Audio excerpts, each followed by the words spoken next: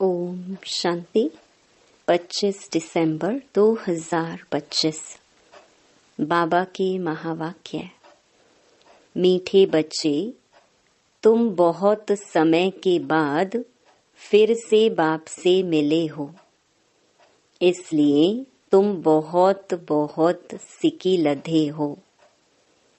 प्रश्न: अपनी स्थिति को एकरस बनाने का साधन क्या है? उत्तर: सदा याद रखो, जो सेकंड पास हुआ ड्रामा कल्प पहले भी ऐसे ही हुआ था। अभी तो निंदा स्तुति मान अपमान सब सामने आना है। इसलिए अपनी स्थिति को एकरस बनाने के लिए पास्ट का चिंतन मत करो। ओम शांति। रूहानी बच्चों प्रति रूहानी बाप समझा रहे हैं। रूहानी बाप का नाम क्या है? शिव बाबा।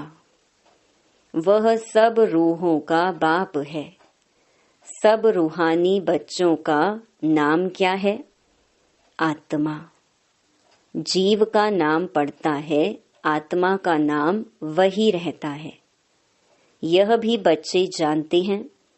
सत्संग ढेर है। यह है सच्चा सच्चा सत का संग, जो सत बाप राजयोग सिखाकर हमको सतयुग में ले जाते हैं। ऐसे और कोई भी सत्संग व पाठशाला नहीं हो सकती है। यह भी तुम बच्चे जानते हो।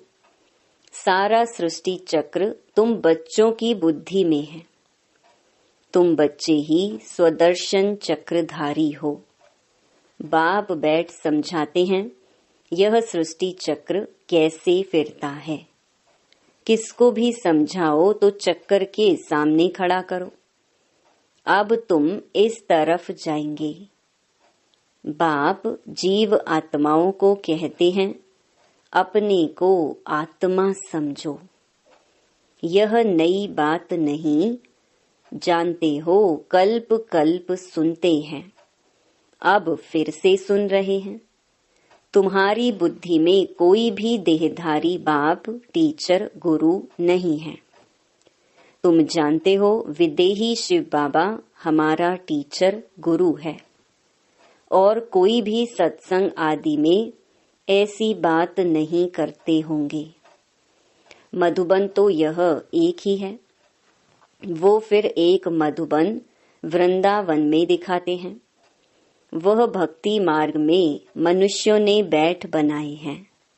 प्रैक्टिकल मधुबन तो यह है। तुम्हारी बुद्धि में है कि हम सतयुग त्रेता से लेकर पुनर्जन्म लेते लेते अभी संगम पर आकर खड़े हुए हैं, पुरुषोत्तम बनने के लिए। हमको बाप ने आकर स्मृति दिलाई है। 84 जन्म कौन और कैसे लेते हैं, वह भी तुम जानते हो। मनुष्य तो सिर्फ कह देते हैं, समझते कुछ नहीं। बाप अच्छी रीति समझाते हैं। सतयुग में सतो प्रधान आत्माएं थी। शरीर भी सतो प्रधान थे। इस समय तो सतयुग नहीं है, यह है कलयुग। गोल्डन एज में हम थे। फिर चक्कर लगाकर पुनर्जन्म लेते लेते हम आयरन एज में आ गए। फिर से चक्कर जरूर लगाना है। अभी जाना है अपने घर। तुम सिकी लधे बच्चे हो ना।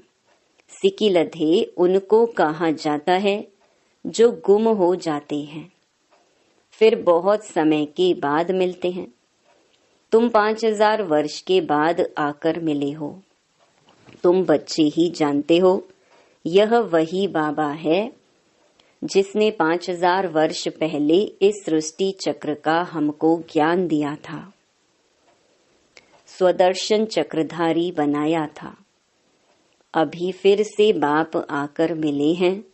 जन्म सिद्ध अधिकार देने के लिए। यहाँ बाप रियलाइज कराते हैं, इसमें आत्मा के 84 जन्मों की भी रियलाइजेशन आ जाती है। यह सब बाप बैठ समझाते हैं, जैसे 5000 वर्ष पहले भी समझाया था। मनुष्य को देवता या कंगाल को सिरताज बनाने के लिए। तुम समझते हो हमने 84 पुनर्जन्म लिए हैं। जिन्होंने नहीं लिए हैं वह यहाँ सीखने के लिए आएंगे भी नहीं।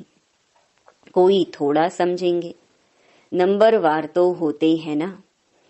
अपने अपने घर गृहस्थ में रहना है, सब तो यहाँ नहीं आकर बैठेंगे। रिफ्रेश होने वह आएंगे जिनको बहुत अच्छा पद पाना होगा। कम पद वाले जास्ती पुरुषार्थ भी नहीं करेंगे। यह ज्ञान ऐसा है, थोड़ा भी पुरुषार्थ किया तो वह व्यर्थ नहीं जाएगा। सजा खाकर आ जाएंगे। पुरुषार्थ अच्छा करते तो सजा भी कम होती। याद की यात्रा बिगर विकर्म विनाश नहीं होंगे। यह तो घड़ी घड़ी अपने को याद कराओ। कोई भी मनुष्य मिले, पहले तो उनको यह समझाना है, अपने को आत्मा समझो। यह नाम तो पीछे शरीर पर मिले हैं। किसको बुलाएंगे शरीर के नाम पर? इस संगम पर ही बेहद का बाप रूहानी बच्चों को बुलाते हैं। तुम कहेंगे रूहानी बाप आया है, बाप कहेंगे रूहानी बच्चे। पहले रूह फिर बच्चों का नाम लेते हैं। रूहानी बच्चों तुम समझते हो, रूहानी बाप क्या समझाते हैं? तुम्हारी बुद्धि जानती है शिव बाबा इस भागीरथ पर विराजमान है। हमको वही सहज राजयोग सिखा रहे हैं। और कोई मनुष्य मात्र नहीं जिसमें बाप आकर राजयोग सिखाए। वह बाप आते ही हैं पुरुषोत्तम संगम युग पर।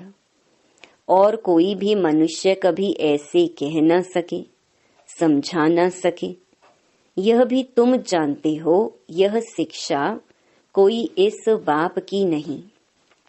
इनको तो यह मालूम नहीं था कि कलयुग खत्म हो, सतयुग आना है। इनका अब कोई देहधारी गुरु नहीं है। और तो सब मनुष्य मात्र कहेंगे हमारा फलाना गुरु है, फलाना ज्योति ज्योत समाया। सबके देहधारी गुरु हैं। धर्म स्थापक भी देहधारी हैं। यह धर्म किसने स्थापन किया? परम पिता परमात्मा त्रिमूर्ति शिव बाबा ने ब्रह्मा द्वारा स्थापन किया है। इनके शरीर का नाम ब्रह्मा है। क्रिश्चियन लोग कहेंगे क्राइस्ट ने यह धर्म स्थापन किया। वह तो देहधारी है, चित्र भी हैं। इस धर्म के स्थापक का चित्र क्या दिखाएंगे? शिव का ही दिखाएंगे। शिव के चित्र भी कोई बड़े कोई छोटे बनाते हैं। है तो वह बिंदी ही, नाम रूप भी है परंतु अव्यक्त है। इन आँखों से ही नहीं देख सकते। शिव बाबा तुम बच्चों को राज्य भाग्य देकर गए हैं, तब तो याद करते हैं ना। शिव बाबा कहते हैं मन मना भव। मुझ एक बाप को याद करो।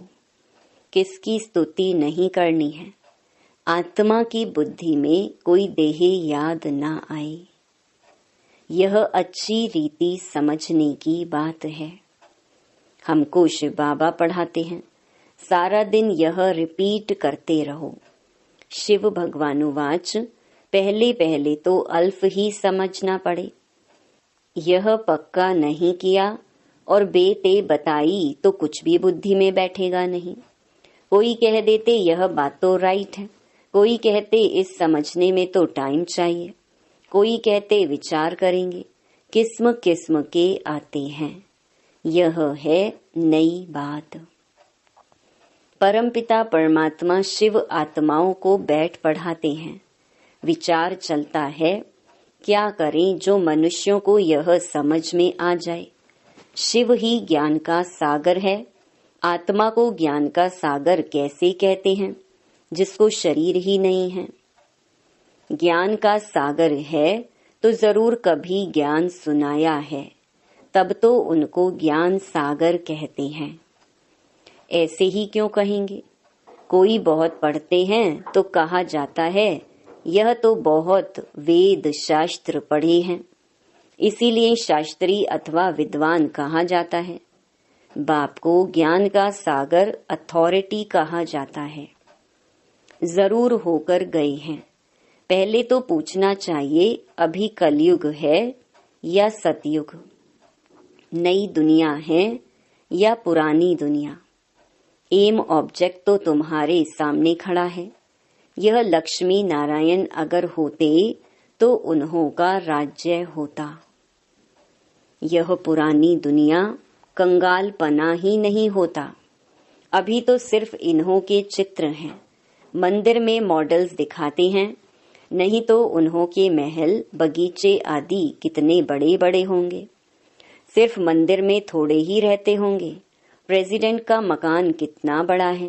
देवी देवता तो बड़े बड़े महलों में रहते होंगे। बहुत जगह होगी, वहां डरने आदि की बात ही नहीं होती। सदैव फुलवाड़ी रहती है, कांटे होते ही नहीं, वह है ही बगीचा। वहां तो लकड़ियां आदि जलाते नहीं होंगे।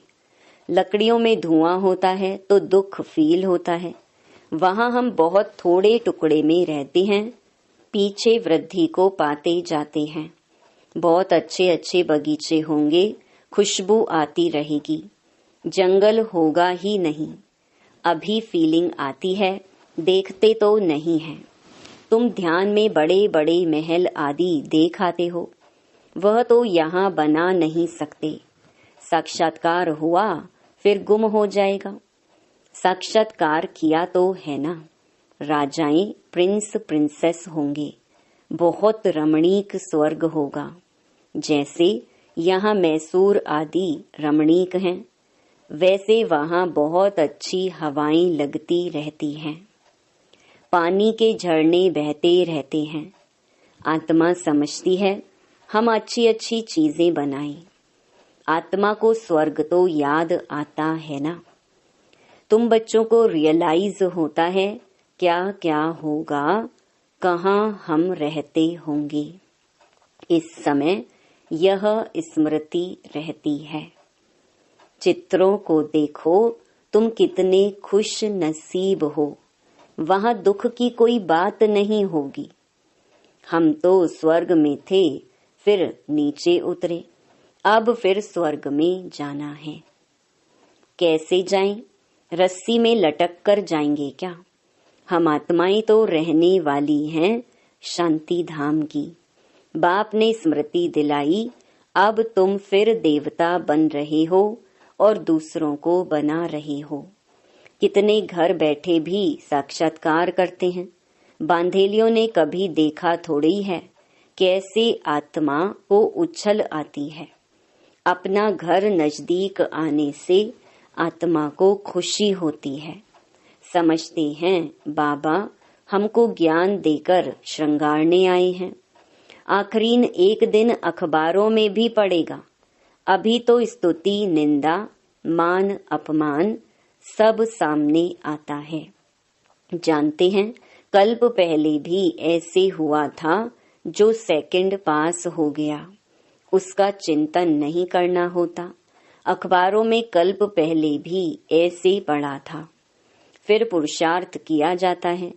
हंगामा तो जो हुआ था सो हो गया, नाम तो हो गया ना। फिर तुम रिस्पॉन्ड करते हो। कोई पढ़ते हैं कोई नहीं पढ़ते हैं। फुर्सत नहीं मिलती और कामों में लग जाते हैं। अभी तुम्हारी बुद्धि में है यह बेहद का बड़ा ड्रामा है। टिक टिक चलती रहती है, चक्कर फिरता रहता है। एक सेकंड में जो पास हुआ फिर 5000 वर्ष बाद रिपीट होगा। जो हो गया सेकंड बाद ख्याल में आता है, यह भूल हो गई, ड्रामा में नूंद गया, कल्प पहले भी ऐसे ही भूल हुई थी, पास्ट हो गई, अब फिर आगे के लिए नहीं करेंगे। पुरुषार्थ करते रहते हैं। तुमको समझाया जाता है, घड़ी घड़ी यह भूल अच्छी नहीं है, यह कर्म अच्छा नहीं है, दिल खाती होगी, हमसे यह खराब काम हुआ। बाप समझानी देते हैं, ऐसे नहीं करो, किसको दुख होगा, मना की जाती है। बाप बतला देते हैं, यह काम नहीं करना, बिगर पूछे चीज उठाया, उसको चोरी कहा जाता है। ऐसे काम मत करो, कड़वा मत बोलो। आजकल दुनिया देखो कैसी है, कोई नौकर पर गुस्सा किया तो वह भी दुश्मनी करने लग पड़ते हैं। वहां तो शेर बकरी आपस में शीरखंड रहते हैं, लून पानी और शीरखंड। सतयुग में सब मनुष्य आत्माएं आपस में शीरखंड रहती हैं, और इस रावण की दुनिया में सब मनुष्य लून पानी है। बाप बच्चा भी लून पानी, काम महाशत्रु है ना। काम कटारी चलाए एक दो को दुख देते हैं, यह सारी दुनिया लून पानी है। सतयुगी दुनिया शीरखंड है, इन बातों से दुनिया क्या जाने। मनुष्य तो स्वर्ग को लाखों वर्ष कह देते हैं, तो कोई बात बुद्धि में आ न सके। जो देवताएं थे उन्हों को ही स्मृति में आता है। तुम जानते हो यह देवता सतयुग में थे, जिसने 84 जन्म लिए हैं वही फिर से आकर पढ़ेंगे और कांटों से फूल बनेंगे। यह बाप की एक ही यूनिवर्सिटी है, इनकी ब्रांचेस निकलती रहती हैं।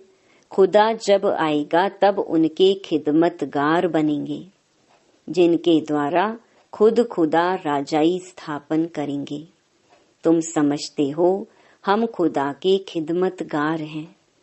वह जिस्मानी खिदमत करते हैं, यह रूहानी। बाबा हम आत्माओं को रूहानी सर्विस सिखला रहे हैं, क्योंकि रूह ही तमो प्रधान बन गई है। फिर बाबा सतो प्रधान बना रहे हैं। बाबा कहते हैं मामेकम याद करो तो विकर्म विनाश होंगे। यह योग अग्नि है। भारत का प्राचीन योग गाया हुआ है ना।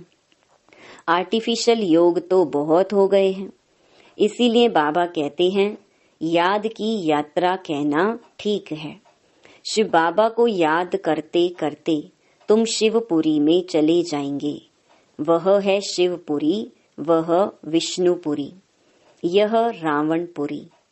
विष्णुपुरी के पीछे है रामपुरी। सूर्यवंशी के बाद चंद्रवंशी है, यह तो कॉमन बात है। आधा कल्प सतयुग त्रेता, आधा कल्प द्वापर कलयुग। अभी तुम संगम पर हो, यह भी सिर्फ तुम जानते हो। जो अच्छी रीति धारणा करते हैं वह दूसरे को भी समझाते हैं। हम पुरुषोत्तम संगम युग पर हैं। यह किसकी बुद्धि में याद रहे तो भी सारा ड्रामा बुद्धि में आ जाए, परंतु कलयुगी देह के संबंधी आदि याद आते रहते हैं। बाप कहते हैं तुमको याद करना है एक बाप को। सर्व का सदगति दाता राजयोग सिखलाने वाला एक ही है। इसीलिए बाबा ने समझाया है शिव बाबा की ही जयंती है जो सारी दुनिया को पलटाते हैं। तुम ब्राह्मण ही जानते हो, अभी हम पुरुषोत्तम संगम युग पर हैं। जो ब्राह्मण हैं उनको ही रचयिता और रचना का ज्ञान बुद्धि में है। अच्छा, मीठे मीठे सिकिलधे बच्चों प्रति मात पिता बाप दादा का याद प्यार और गुड मॉर्निंग। रूहानी बाप की रूहानी बच्चों को नमस्ते। धारणा के लिए मुख्य सार। पहला, कोई भी ऐसा कर्म नहीं करना है जिससे किसी को दुख हो। कड़वे बोल नहीं बोलने हैं, बहुत बहुत शीरखंड होकर रहना है। दूसरा, किसी भी देहधारी की स्तुति नहीं करनी है। बुद्धि में रहे हमको शिव बाबा पढ़ाते हैं, उस एक की ही महिमा करनी है। रूहानी खिदमतगार बनना है। वरदान, शुद्ध संकल्प के व्रत दृढ़ता द्वारा वृत्ति का परिवर्तन करने वाले दिल तख्त नशीन भव। बाप दादा का दिल तख्त इतना प्योर है, जो इस तख्त पर सदा प्योर आत्माएं ही बैठ सकती हैं। जिनके संकल्प में भी अपवित्रता या अमर्यादा आ जाती है, वो तख्त नशीन के बजाय गिरती कला में नीचे आ जाते हैं। इसलिए पहले शुद्ध संकल्प के व्रत द्वारा अपनी वृत्ति का परिवर्तन करो। वृत्ति परिवर्तन से भविष्य जीवन रूपी सृष्टि बदल जाएगी। शुद्ध संकल्प व दृढ़ संकल्प के व्रत का प्रत्यक्ष फल है ही सदा काल के लिए बाप दादा का दिल तख्त। स्लोगन, जहाँ सर्व शक्तियाँ साथ हैं, वहाँ निर्विघ्न सफलता है ही। अव्यक्त इशारे, अब संपन्न व कर्मातीत बनने की धुन लगाओ।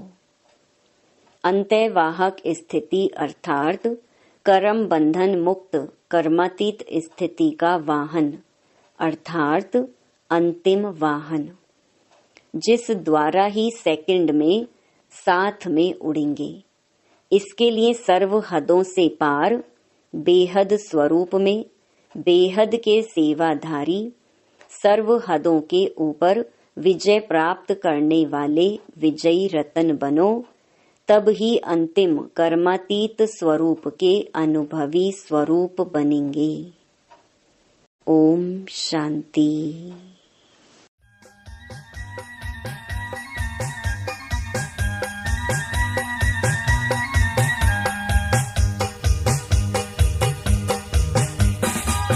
याद तेरी अपने वतन की आती रही, याद तेरी अपने वतन की आती रही। हमें बहुत सुख वो हमेशा दिलाती रही, हमें बहुत सुख वो हमेशा दिलाती रही। याद तेरी अपने वतन की आती रही, याद तेरी अपने वतन की आती रही। हमें बहुत सुख वो हमेशा दिलाती रही। हमें बहुत सुख वो हमेशा दिलाती रही।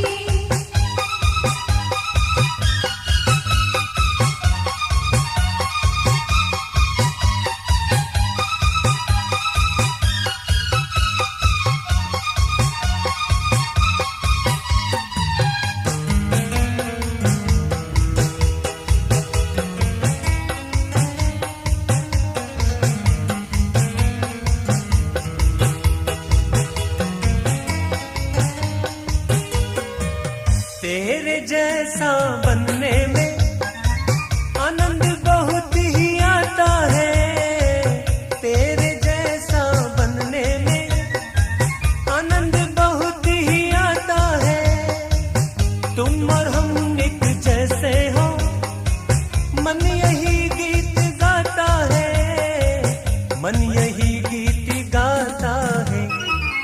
याद तेरी अपने वतन की आती रही, याद तेरी अपने वतन की आती रही। हमें बहुत सुख वो हमेशा दिलाती रही।